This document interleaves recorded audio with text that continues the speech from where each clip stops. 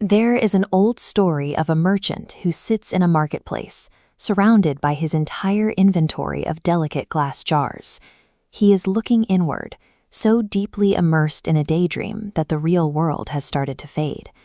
In his mind, his business has already succeeded. He's rich and married into a royal family. But the fantasy continues past the wedding. He imagines a heated argument with the princess. The imaginary fight becomes so vivid that he feels a surge of genuine physical rage. Caught in the heat of this mental conflict, he lashes out. He kicks his leg forward, and in the physical world, he shatters his actual livelihood into 1,000 pieces of broken glass. By reacting to a threat that only existed in a hypothetical future, the merchant destroyed his present reality. He was so busy fighting an imaginary princess that he couldn't see the glass sitting right in front of him. This same logic is often applied to modern productivity. Many popular techniques suggest that if we sit quietly and vividly picture ourselves achieving a goal, we can draw that outcome toward us. Consider the math. If 1,000 people visualize winning the same post, the physical world cannot accommodate them.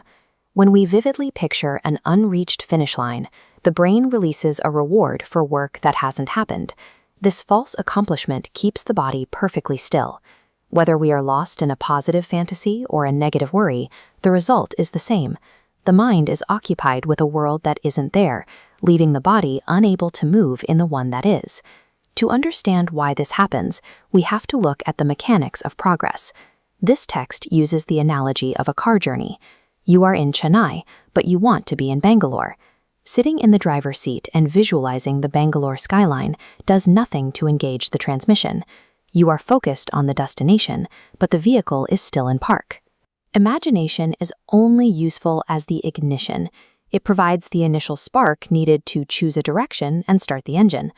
Once the car is moving, that spark has served its purpose. If you continue to fixate on the destination while the car is in motion, you lose sight of the road. You will inevitably crash into the traffic directly in front of your bumper. Visualization during the driving phase acts as a distraction. It blinds the driver to the immediate obstacles that must be navigated to actually arrive.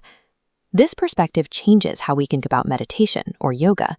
We often treat these practices as a way to withdraw from the world or escape into a quiet mental space. However, the core philosophy here suggests that meditation is the total binding of the mind to the immediate action you are performing. Navigating heavy traffic or a complex road requires a level of attention that leaves no room for hypothetical thoughts. Every turn and every obstacle demands such a high degree of focus that the what-ifs of the future are pushed out by the what-is of the present. Peace is found by merging with the friction of the present task so completely that the imaginary future vanishes. This focus isn't just a mental habit, it has biological consequences.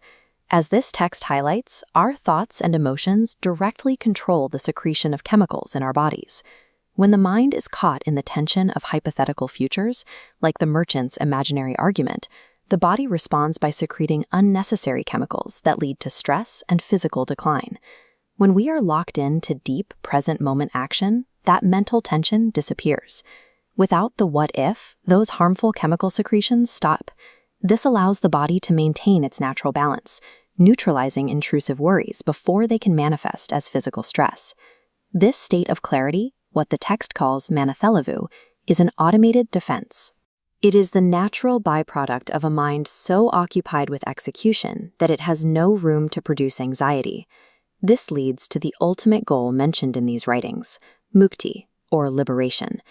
Liberation is the freedom from being paralyzed by your own thoughts. It is the ability to walk out of the mental cage of the future and back into the physical reality of the now. The path forward requires moving past the destination. It requires putting the car in drive and engaging with the asphalt directly under the tires. The cure for the anxiety of the future is the aggressive engagement of the present moment.